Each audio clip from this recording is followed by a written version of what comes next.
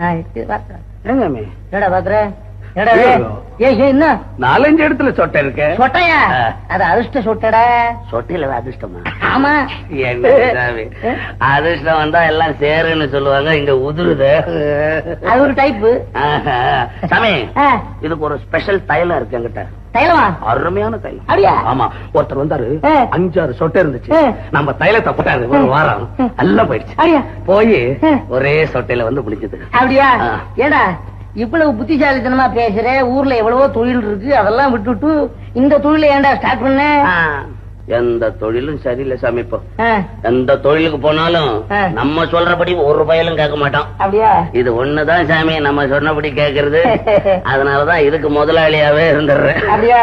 பலே பலே பலே பலே பலே.